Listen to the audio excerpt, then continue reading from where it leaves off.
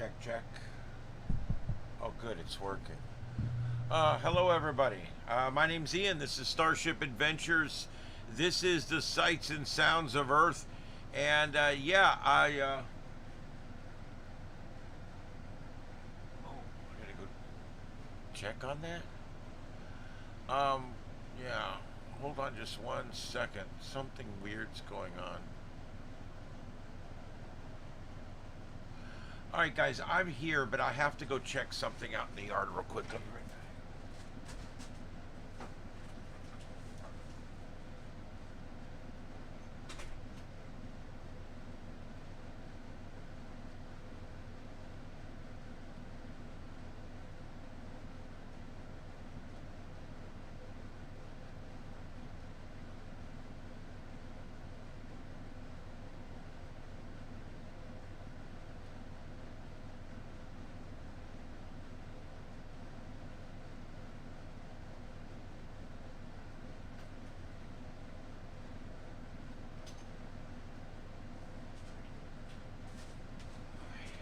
I'm sorry, guys. I'll be right back and we'll get started.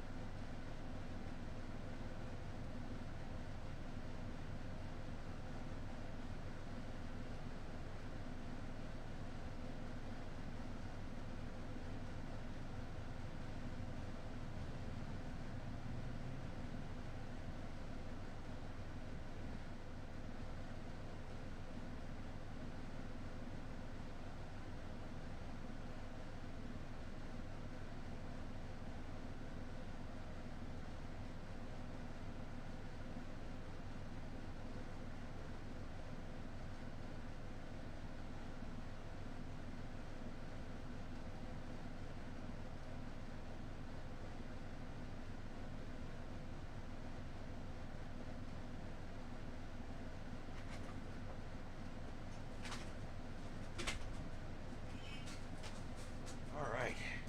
Sorry about that, guys. When your outdoor lights go off in this neighborhood, the looting starts. So I decided I would go ahead and go figure out what's wrong. Plug had come out, no big deal. Hi, Mama Bleep's here. Daddy Kitty's in here. She's not happy about it. It's cold outside. We're dropping down through the 40s right now. And I know some of you just rolled your eyes, but for here, that's cold. We haven't seen 40s in 6.5, 7 months, almost 7 months. Tomorrow morning, we're going to break records here. It's going to be 37, 38 degrees here. A little warmer on the coast, obviously a little cooler as you go inland. But the cats are all trying to get in one of the rooms that have heat at this point. And I'll probably let both of these stay in here tonight. And that part of the house that they can get into does stay pretty warm in there, so they'll be all right. They don't need it quite as warm as we do. They're actually more tolerant to cold than we are, and they've got a coat. But they can still get cold and very uncomfortable, and even die in extreme conditions. So. All right, I got to get a chat room up. Mama Kitty, just give me a second here. Yes, I know. I am so miscombobulated right now. I got to work in the morning. I got to get up at 3:30 in the morning. So I'm going to be on short time tonight. Come on over, Dad. What you doing? Daddy Kitty. Yes, it's cold, so all the cats are in here. All right, there we go. Here we go. Let's see if this works.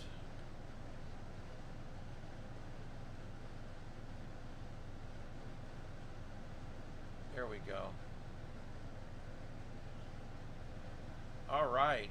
Yeah, I'm so glad to be back. I love going up there, but I lose my studio. I lose the ease of having a fiber optic interconnection to internet. I miss so much about having this room, this studio all set up the way I want it. And I'm right now a week from getting this studio back in shape. You can't see it. I'm not even showing you guys the other view. It's just boxes and all my stuff. I brought cases. I got 3 different cases I got to clean out, and I got to move everything around. Now, easy. Easy, be nice. Did you see that? She just attacked Daddy Kitty. It's all right, Daddy. She's used to having this room all to herself. I have to yell at her every now and then. You be nice, Mama. Okay. Crazy cats. You be nice, little girl. You're at 38 currently. Yeah, it was 20 this morning at my cabin, and they're possibly looking at some snow. I've got, easy, Mama Kitty.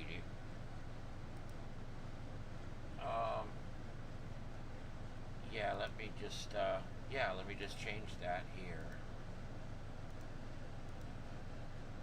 I've got, actually, look at this, a live shot of downtown Blairsville, where I did the walk around the other day. I walked right by this camera, and there it is. That's downtown Blairsville, where the asphalt looks like it's starting to dry up. I don't know. It is definitely cold enough there right now for it to stick if it falls. But I don't see it. A clean CR is a clean continuing resolution, and what that basically means is the Republicans have entered a clean CR, meaning let's just continue what we've been doing for 3 more months, no changes at all. The Democrats said, nope, we're making changes or we're not voting yes. And so we've been shut down. So the Democrats have decided to shut us down. We have enough Republican votes, and we have right now, I believe, enough Democrat votes to get this thing opened back up, and I think that's what's going to happen probably tomorrow. They're working on it right now in the upper right. But yeah, a CR is a continuing resolution, meaning kick the can down the road is what it means. It means they're not going to actually deal with it. Now they want to just pass a clean CR, meaning that we're not adding anything to it. We're not making any changes. It's the exact same budget we've been running under now for years, and we're just going to keep running under it. I don't like CRs. I think they should be required to pass a budget. That's my opinion. But this is the way they do it, because it's, it's always one side trying to get something done and the other side obstructing. Easy. You go. If you're gonna be mean, take off, hoser. All right. So anyway, the point is the Republicans put up a clean CR. There's no reason for the Democrats not to just sign that and keep the government open, except they wanted to do their own thing. They wanted to add health care for illegals and health care for this and health care for that. And they had to have all this and that. They wanted to extend Obamacare. They wanted to extend all this other stuff. And it's like, this is not the time. That's a full budget. If you want to make changes like that, you need to make changes to the entire budget. Mama, please stop with the mic. Oh my God, I don't want to put them out in the cold, but they're driving me nuts. All right, so yeah, they wanted more money to fund basically what is health care for all, which includes all the 16 million that Biden let in and all the other millions that are already here. So yeah, that's not a very good deal when you think about it. Yeah, we're watching that in the upper right-hand corner there. We're seeing what's going on. I don't think we're going to get a CR tonight. I don't think it's going to get signed tonight, but I'm sure by tomorrow.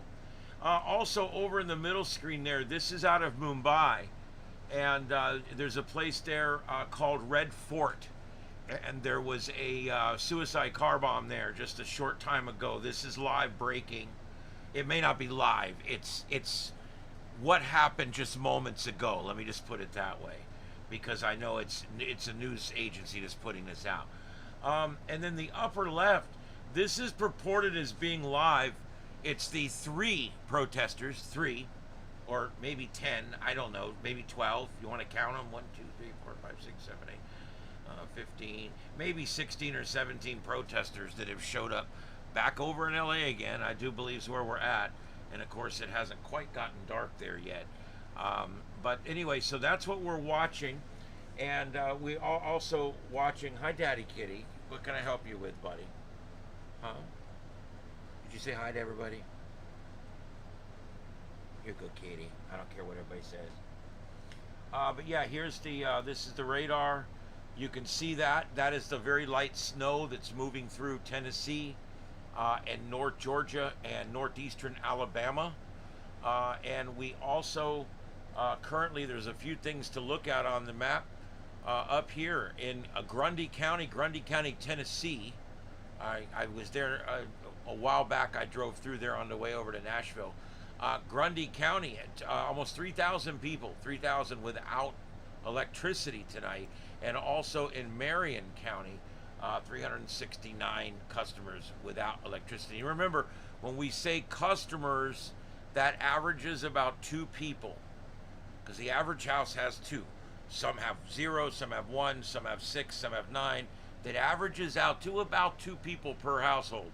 So when we say 1,000 people are without power, or 1,000 customers without power, that's a couple thousand people that are sitting in the dark or without their air conditioner, or hopefully not without their heat tonight.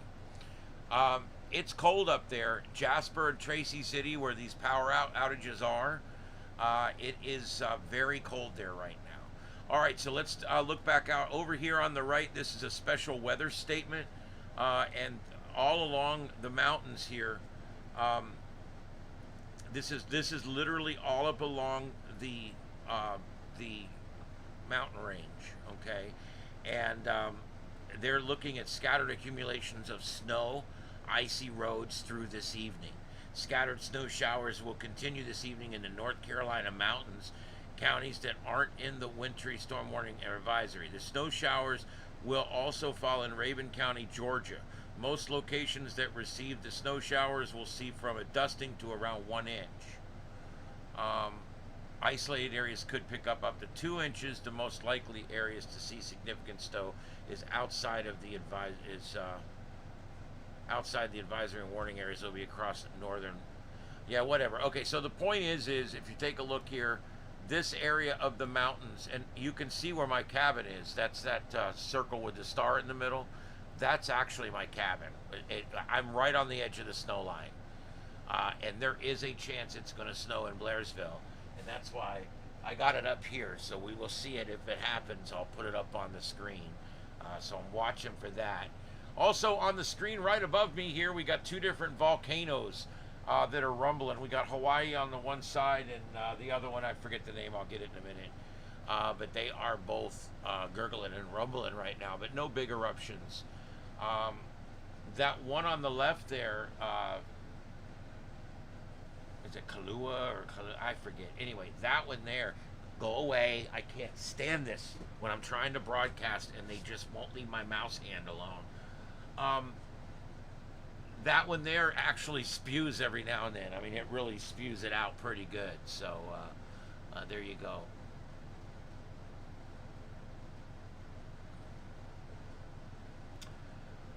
Well, I don't abstain from politics, but I don't do a lot of politics.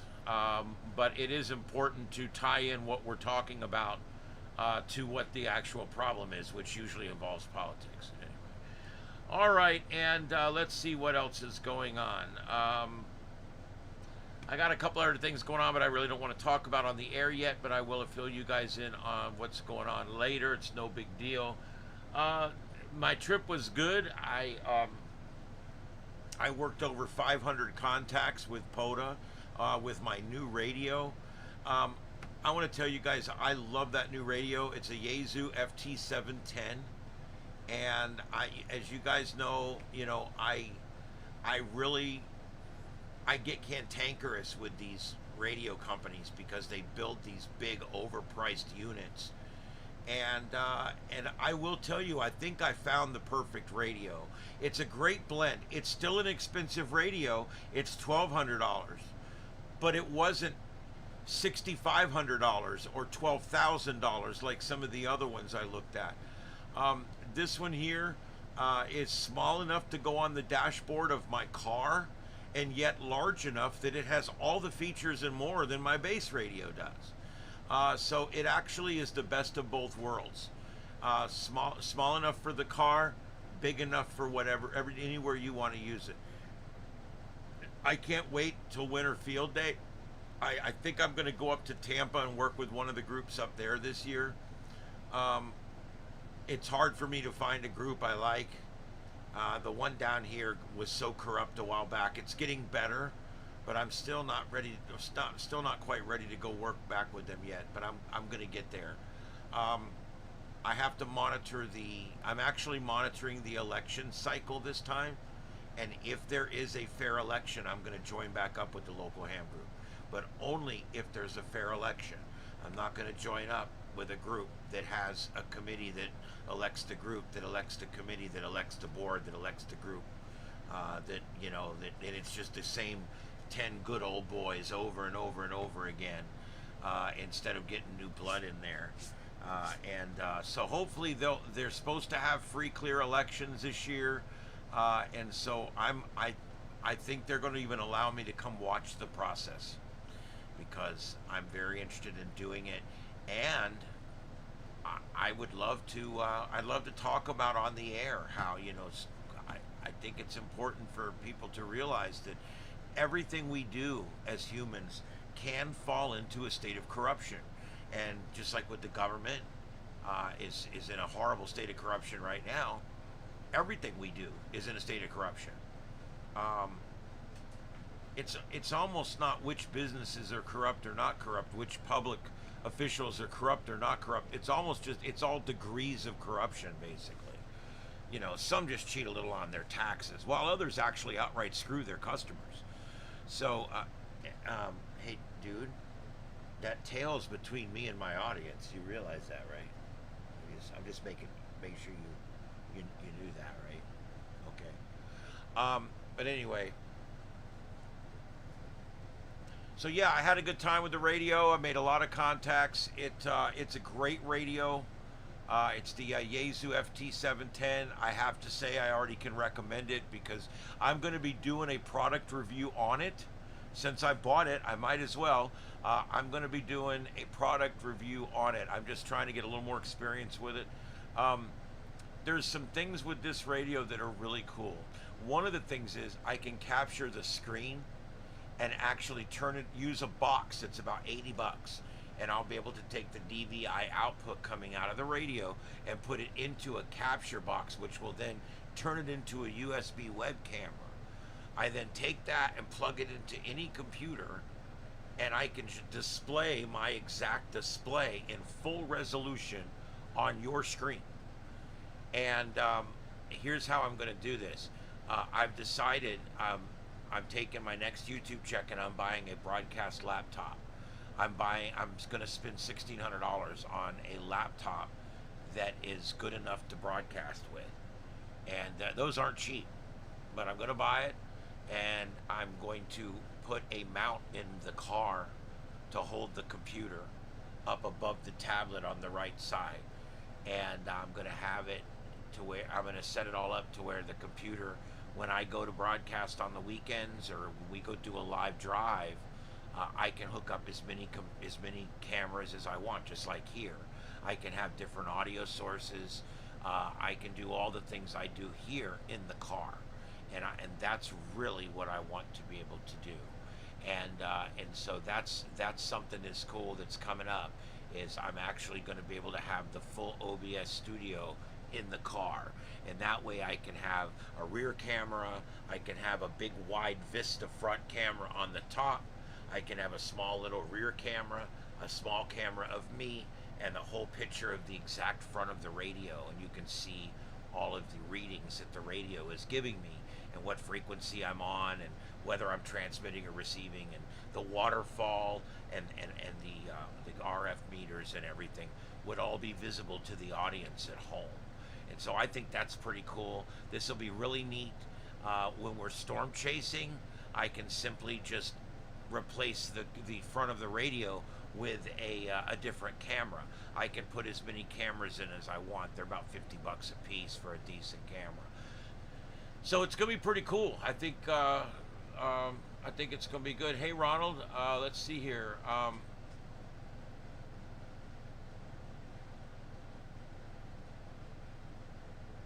Well, I appreciate it, Ronald. Thank you very much.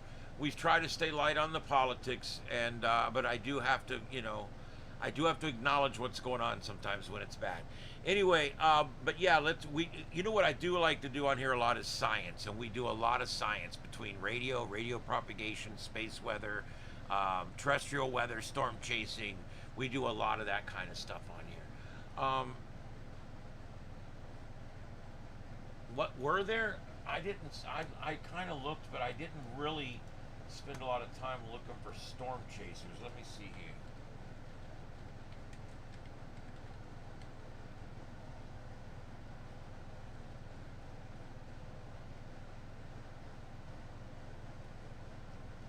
Yeah, lake effect snow chase day 2. There's one anyway.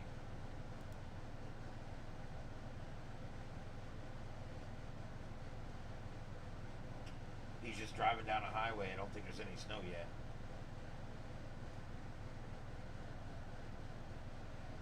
Oh, there we go. Lake effect snow coverage.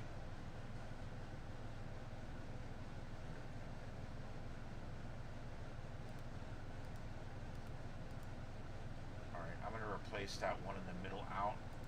Daddy, you make this so difficult.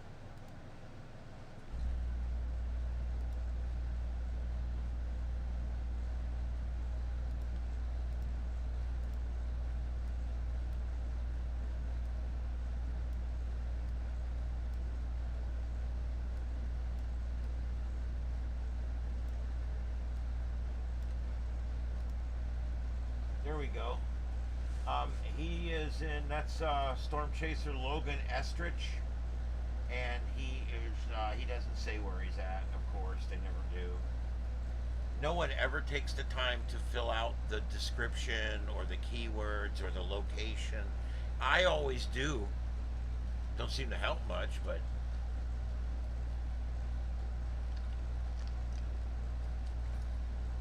he says lake effect snow coverage.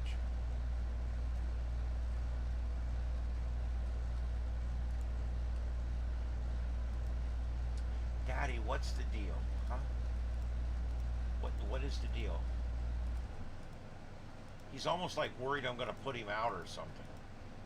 Look, these Florida cats, dude, they don't do the cold. You have no idea. They don't do the cold.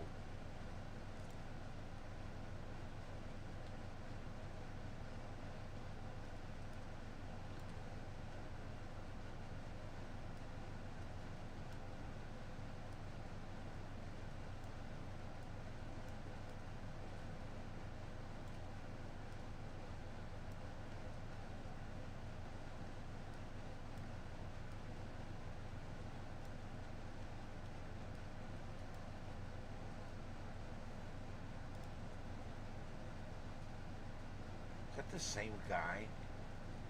No, I don't think it is. But it does look like it. But it's not.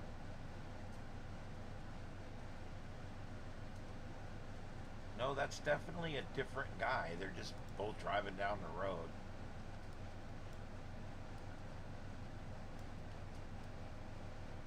Yep, that's it. You can't lay on the keyboard, buddy. My lord. You can't lay on the keyboard. No, you can't lay on the keyboard. Okay, so yeah, so there is a few winter storm chasers out there.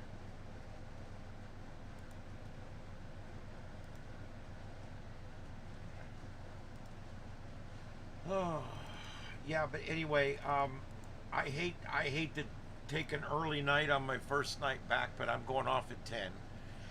And I will be back tomorrow night with a full show, and I'll be full shows for a while. It's just tomorrow morning we've got a remote, and the morning host and the morning producer and the program director, they're all going to be at the location of the live remote. And so what they do is they bring me in to work to produce the morning show on the station side. It's kind of a boring morning. I mean, I still got to do a lot of work. There's a lot to be done, but I don't actually talk to anybody really. I'm in there all by myself, and I'm talking to the guys during the break on the two-way, but that's about it. We don't really, you know, I'll put in news, traffic, and weather. He's going to fire all the special elements on his end, and that's pretty much how it works. So it's kind of a weird show in the morning, but it'll be fun. And I got a cat here that is absolutely pissed that this other cat's in here.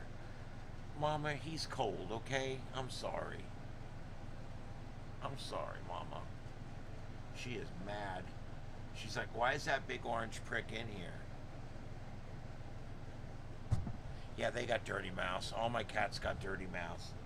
It's all right. She's not going to attack you with me sitting here. Are you? Are you going to attack him? Don't attack him. All right. Yeah, an extension on fall? I don't know.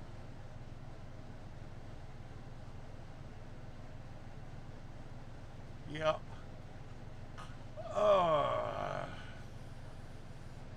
Yeah, Sue, it is chilly down here. I'm surprised that that it's gotten this cold this early. Because even though we're in Southwest Florida, we're down in the south part of the state, we're still going to come within about 4 degrees of freezing tonight. Daddy, she's not going to hurt you, buddy. What? So yeah, I mean, it's pretty cold.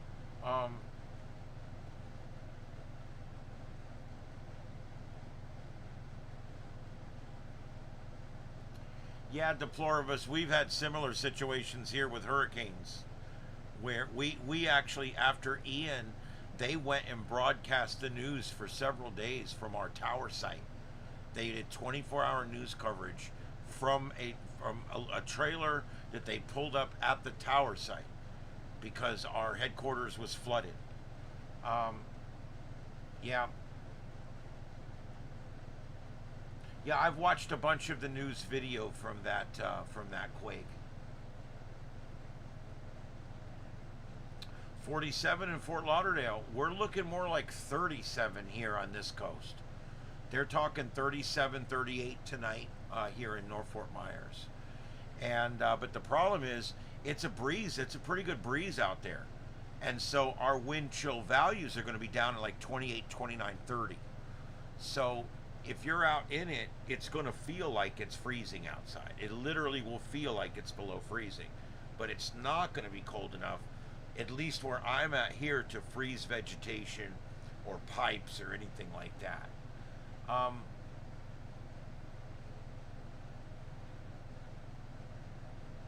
Yes, Hans, that is correct. You are absolutely correct.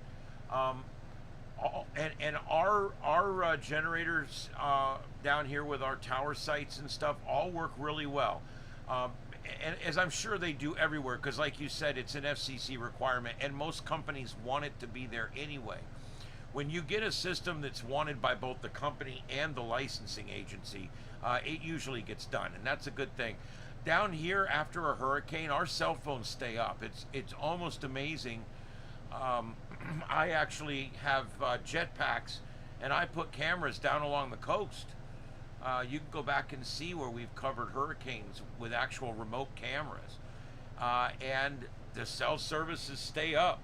Sometimes they get spotty the next day or the day after because of if they can't get fuel into the generator site, into the generators and stuff like that.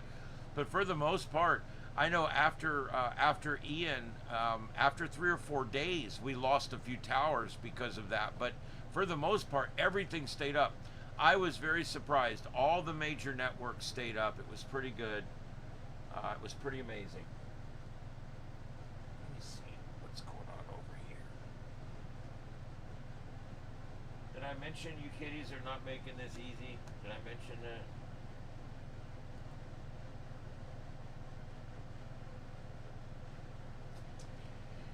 Yep. And along with the radar, as I said earlier, I am also watching because there is a chance right now that little mountain town that I go to up there is actually going to get a little bit of snow tonight, and so I'm kind of keeping an eye on that, kind of as a little side note thing. Um, oh, where the hell did it go? There we go. There it is. Look at that. There we go. This is and take. What is wrong with this thing? Oh, great.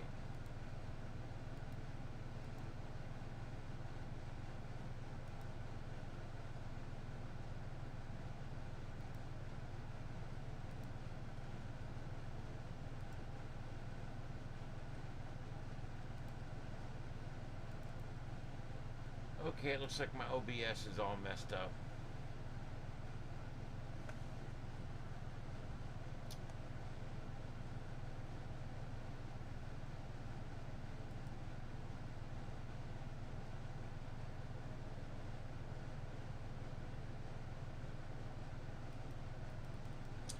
The transition button has disappeared.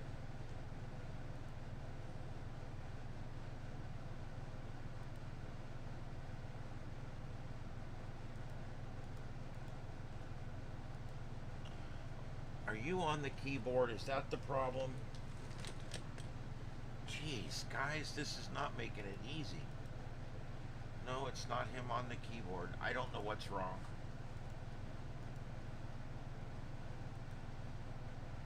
No idea.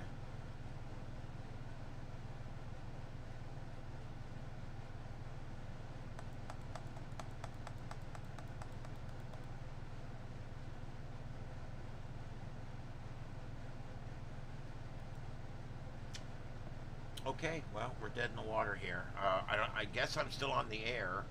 Um,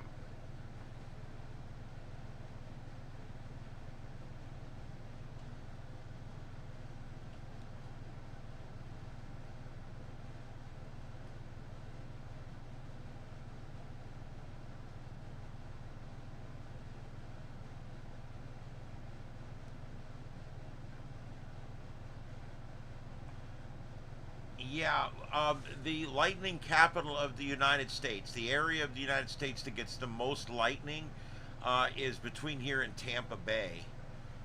It's right in this area. We get a lot of lightning here. Now, I'll admit the last 2 or 3 years, it almost seems like it hasn't been as bad. When I was young here, younger, and of course, during the years I was at the fire station, um, we had some storms that were bad. There was one particular storm at the firehouse. The lightning was striking so fast and so furious that we all ended up in the hallway, and we all ended up like sitting in the hall. Would you stop with that goddamn keyboard?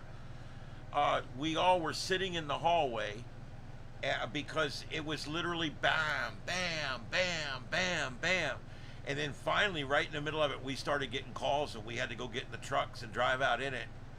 Um, but it's been bad. I mean, I remember one at my house growing up, and my mom got us in the hallway, and we were all sitting in the hallway, and the lightning was striking about every 25 or 30 seconds, and it was all within 5 miles of the house.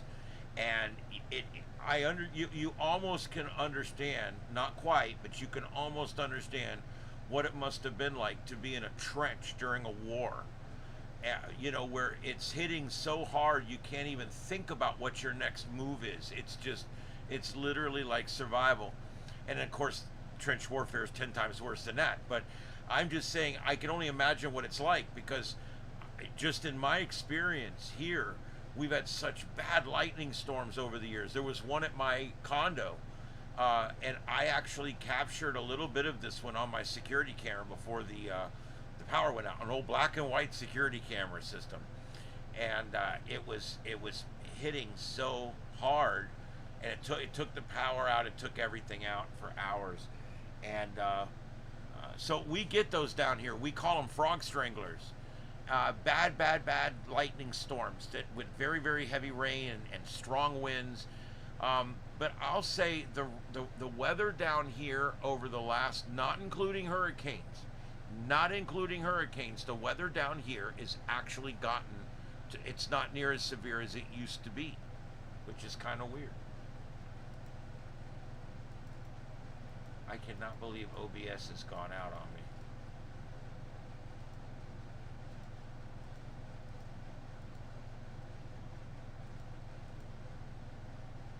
Okay, well, here's the thing. I can continue the broadcast for a little while, but I can no longer put anything on the screens. So I'm just going to finish my broadcast out here with what you can see. Look at that volcano. I mean, that shit's taken off. Look at that. It just erupted like that. That's live.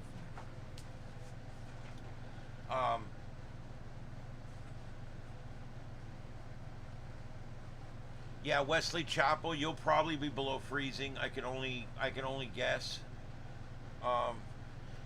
Yeah, Hans, I mean, bam, bam, bam, and the lights flashing in from all the different directions because it's hitting all around the house. And I mean, it's when you get one of these, and we used to only get them every 5 years or so, you'd actually be in the middle of one of these storms.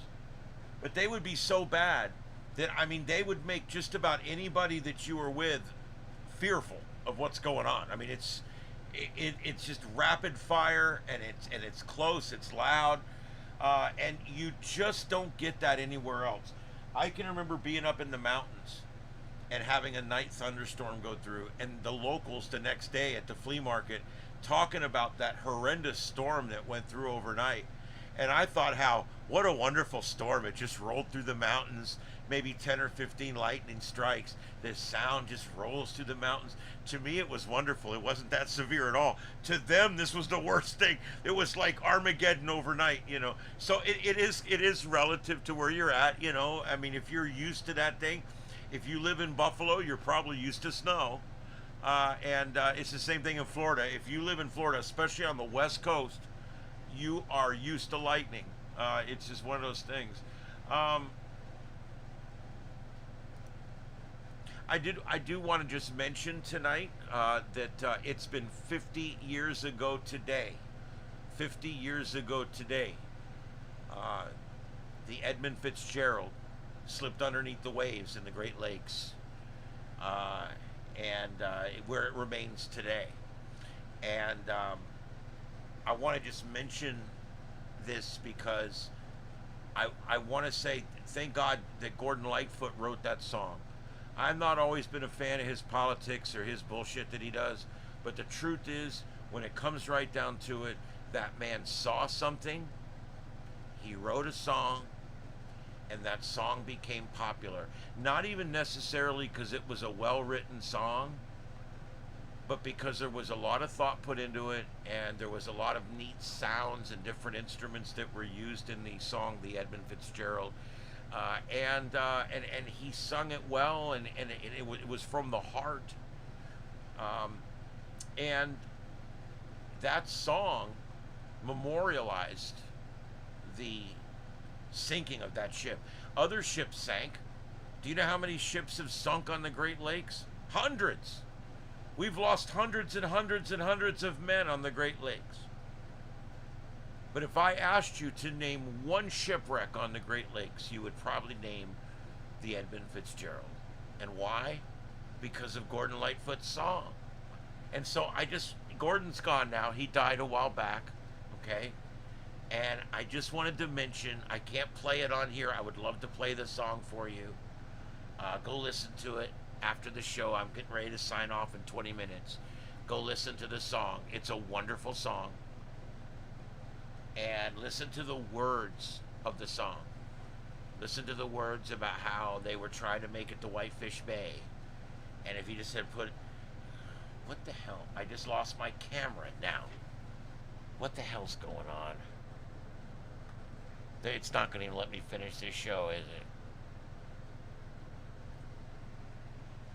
Okay, so yeah, I've lost my camera now, guys. So now it's just, now this is what it is. So I'm just going to finish what I'm talking about, and I'm going to sign off.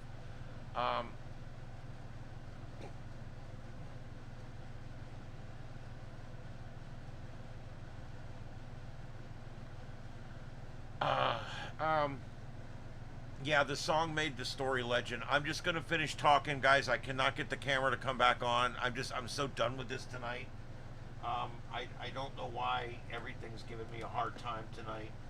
Um, I've only been home an hour, and it has fought me all the way through the process here.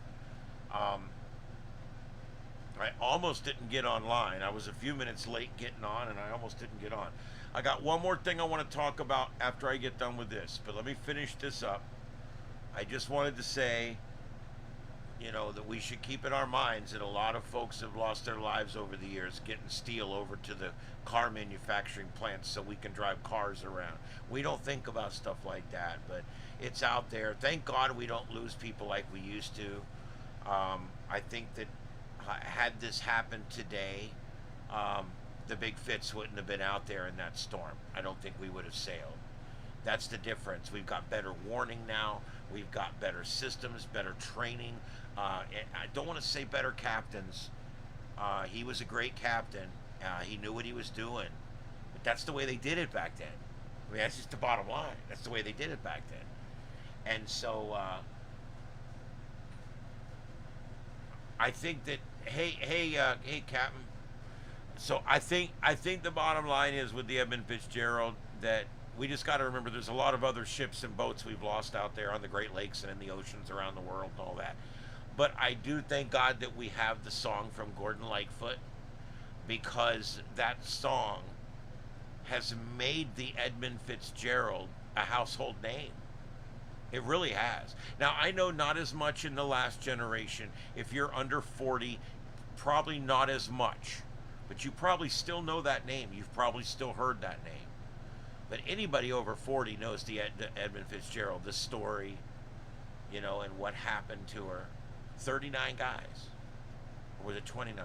I get the numbers mixed up. I'm sorry, but I thought one of the neatest. I think it's 29. I think it was 29 guys on there.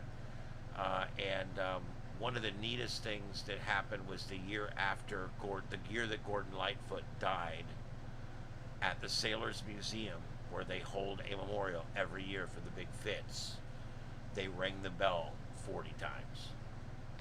And the last one was for Gordon Lightfoot, because he had kept that memory alive and made sure that it was in everybody's thoughts and that everybody knew the name Edmund Fitzgerald. And so I just thought that was really cool, and that's how they do it. All right, so the last thing I want to talk about, and we'll talk about this again tomorrow, but I want to talk about the ARISS event coming up. ARISS is Amateur Radio International Space Station. That's what that stands for, ARISS. And what is going on is there is a special event going on where they're going to be sending down images from the International Space Station over amateur frequencies, and anybody can receive these. You do not need to be an amateur radio operator to take part in this, because you don't actually send anything up to them. It's all coming down. So you don't have to remember, anytime you're not transmitting, you can do it. You're allowed to receive anything. So basically what this is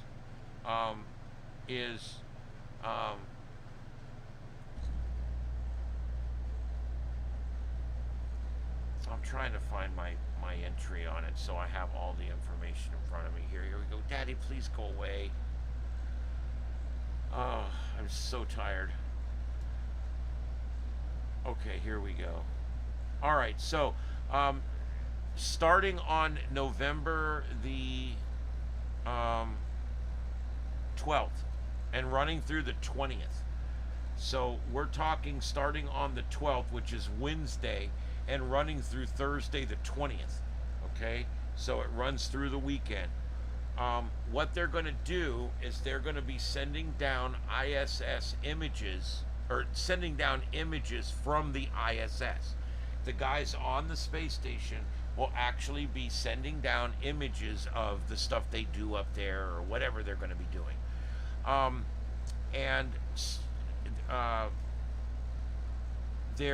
what they're doing is they're highlighting the World Scouting Movement's Jamboree on the Air, as well as the 25th anniversary of the first ARISS ham radio operation on the International Space Station.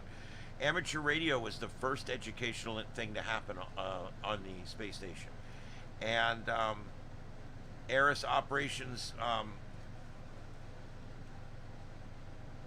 they began way back on November 13th of 2000 with the ISS Expedition 1 crew and an Ericsson VHF radio. Shortly thereafter, in late December 2020, they completed the first school contact between ISS Commander Bill Shepard and 14 students at the Luther Burbank School in Burbank, Illinois.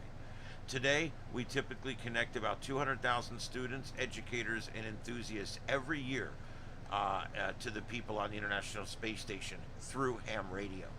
For the month's events, scouts, educators, students, and ham radio enthusiasts everywhere can download the images and send them to the website. You can actually download the image and then you send it to them, and whoever gets the clearest image, it's kind of like a little contest. For the recent SSTV event in early October celebrating World Space Week, they received 9,000 images from more than 3,600 enthusiasts living on all continents, including 3 participants from Antarctica. For the latest updates on SSTV timelines and other exciting events, please check out the following ARISS Facebook, X, Instagram, social media. All you got to do is type in ARISS, ARISS, and that's Amateur Radio International Space Station, ARISS. And here's how to do it. Okay, here's how simple it is, and we're going to talk about this tomorrow night when I can actually show you diagrams and you can see my face and all that kind of bullshit. But for right now, just real quick, if you have a scanner, if you have a RTL SDR, any kind of SDR, if you have any kind of receiver that can receive VHF, like police scanner, anything like that, or if you have a cheap Baofeng, a multi-band Baofeng, nearly all of them will do it, because 2 meter is the most common band. It's the most common band, and this is on 2 meter. So it's not on some band like HF where you got to have a $1,200 radio. This is literally on VHF. And you type in the frequency and you hold the portable radio next to your phone, and you've got the SSTV or the SSTV program in your phone, and it's receiving, and your radio, when the space station comes above the horizon, you'll begin to hear it, and you just move your radio a little bit around until you get the clearest signal possible, and it'll go and it'll paint the picture on your phone, and then you can save it, keep it, show people, whatever. And you can also use a computer to decode it. You can take the sound output from your radio, like if you have a base radio, you can take the sound output from your radio and put it into your microphone feed for your computer, and actually download a program called SSTV. Yes, that's Mike, Sierra, Tango, Victor. You can take that program, SSTV, free program, download it. You don't need to be a ham to have it or use it. You only need a license when you're transmitting. And you can take that and put it in your computer, and you can would you please get off the goddamn keyboard? You can actually put this in your computer, and you can and you can receive these pictures that are coming down from the International Space Station. They send a picture about every 2 or 3 minutes. So as it's going over, you'll get one full picture and usually a partial of another one. And you'll hear dead air, and then all of a sudden you'll hear and you'll hear and it'll start doing its thing, and it'll paint the picture, and you'll be listening to it, and you just attenuate your antenna or your radio to get the best signal. You ready to go out now? Yeah, he wants out now. He's like, if I can't bother you, then I want out. I'm bored.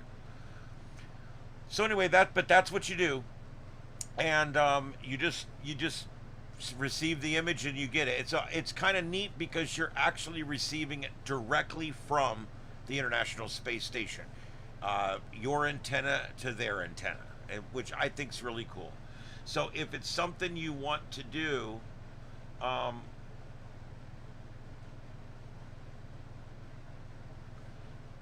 Yeah, you're probably right, Deploribus. I remember that. Um, yeah, the frequency. Oh, crap. I'm not sure if I've got it in this particular report. Let's see here. Yes, 145 800 with a 25 kilohertz spacing. And it's, of course, frequency modulation.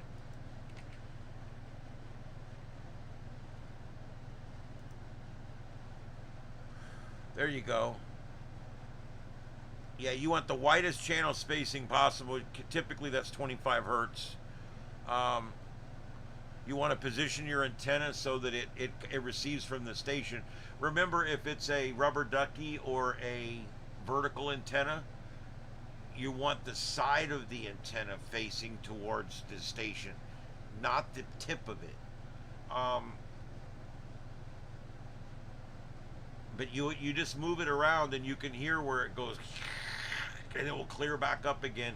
And then just keep moving your radio a little bit just to keep the clearest signal possible coming in. And there's websites that you can use to see exactly when it's going to go over, which is really cool. Let me find the one I use here.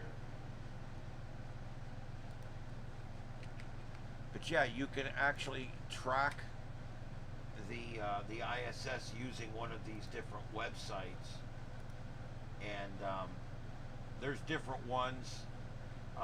Actually, that first one I put in is okay. The second one's even better.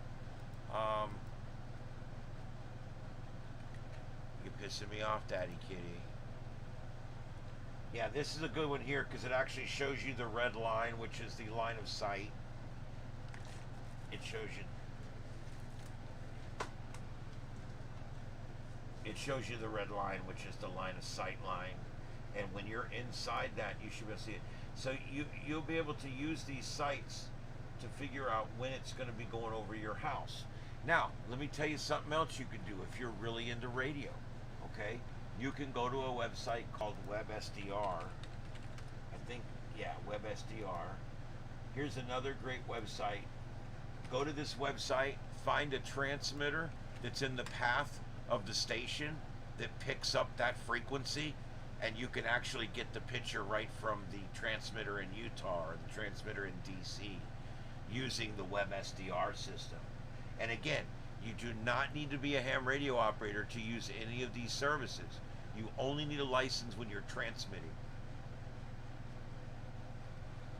I know people that are totally in the radio. They just don't need a license because they don't transmit. They just like to receive. They like to listen. That's cool. I like to talk, so I got me a license. But yeah, you can find a region. You can even go to, like, find one of these web SDRs in France. If it's going to be going over France, just go to that web SDR 20 minutes before it's coming. Have it take that web SDR and move that sound over into your SSTV program. And you're probably wondering, how do I do that? Well, I'm going to show you how. There's an actual really a cheap and easy way to do it. It's called virtual audio cable. And what you want to do is you want to go and get, let me see here, let me get rid of all this and try to find an easy link. There we go. Okay, here is a great program. You put this in your Windows machine, or there's also an Apple version there. That's VB audio cable. It's the first one is free. The rest of them cost a few dollars. But here's the thing. You install that VB audio in your computer, and it gives you an audio source. And that audio source can then be connected to an input and an output. So in other words, you take your input from your browser and you go to Windows, you click on your little speaker, right click, open sound settings, and then you would go down to app volume and devices, click that, and then you would assign your browser to use that cable connection. Okay? And then you go to the SSTV program and you instruct it to receive from that cable. and it's a virtual cable inside your computer. It connects a program to another program within your computer. So just a really cool thing you can do there, where you can actually connect it up to your system, and you can directly receive SSTV from any sound coming over your browser. Then you just browse over to whichever web SDR you want to listen to, and you listen to it.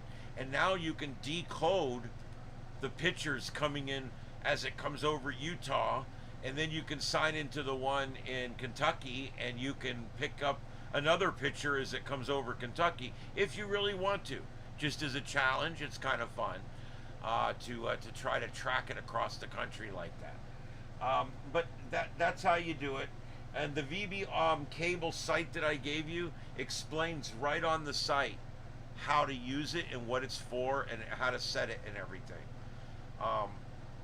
But I hope you guys have fun with all this stuff.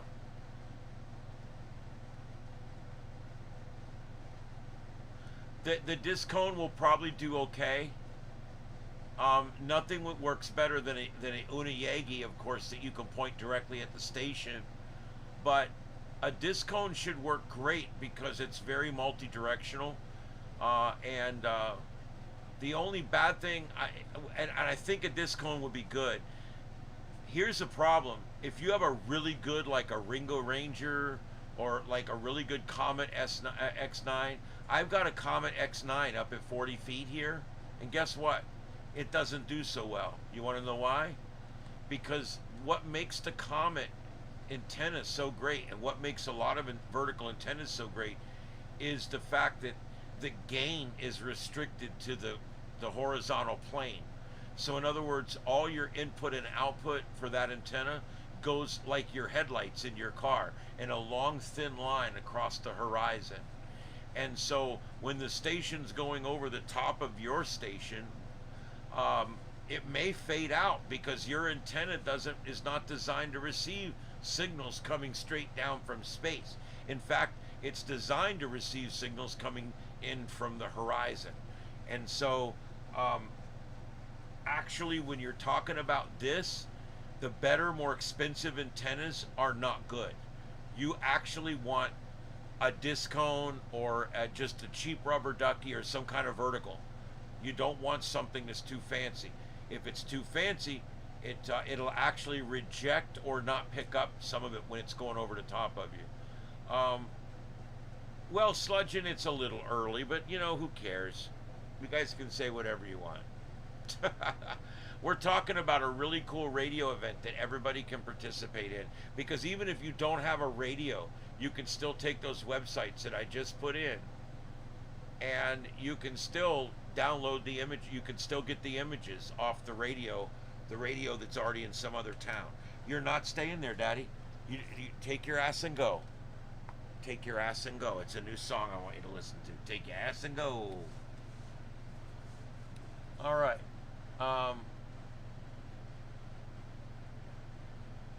Yep, there you go. Yep, so that frequency, 145/800, is in the amateur band. That frequency should be able to be picked up by literally almost every 2-meter radio out there that's programmable in any way.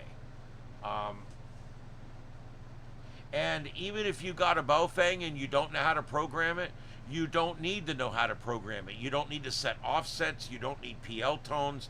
All you got to do is hold down menu and turn it on so that it's in VFO mode, and then just literally type in 145800, and it will lock that into one of the frequencies, and you'll be able to hear it. You don't even need to know how to program it. But this is a fun exercise. It really is. I like it. All right, and that's what I've got for tonight, guys. It's 10 o'clock. I will be back. Tomorrow night's show will be a lot longer than tonight. I have to work in the morning. We've got a remote in the morning, so I have to be into the station before 5 a.m.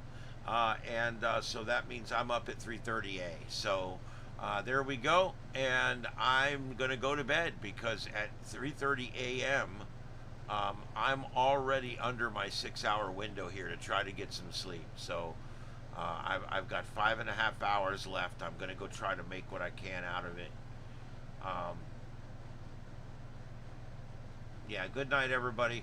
Listen, if anybody has anything real quick, I'm taking 2 more minutes. Put it in the chat room real quick. I'll respond.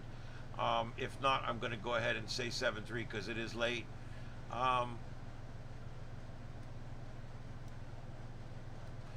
For those that were watching when we started out one of our broadcasts 2 or 3 days ago, and something happened, and we had to stop the broadcast real quick. Yeah, there was an issue at one of the parks we were at, and I'm not going to talk about it on here right now, at least not right now. But I'm in contact with them, and I have met some of the nicest folks there. I just talked to one of the managers up there, real nice folks. So all that, if anybody did hear anything on that stream, you know, it sounded like somebody yelling at us or something. It was a misunderstanding, and it's been resolved. I just wanted to put that out there. And yeah, everything's cool. I've been, I spent quite a bit of time today actually speaking to the manager of that park, and they're really nice folks up there. I look forward to going back. So I just wanted to mention that because the signal was really bad, and you can't really see anything anyway, and it was one of those things where it was stupid anyway. All right, other than that, life happens. It was a misunderstanding. Their ranger was having a bad day.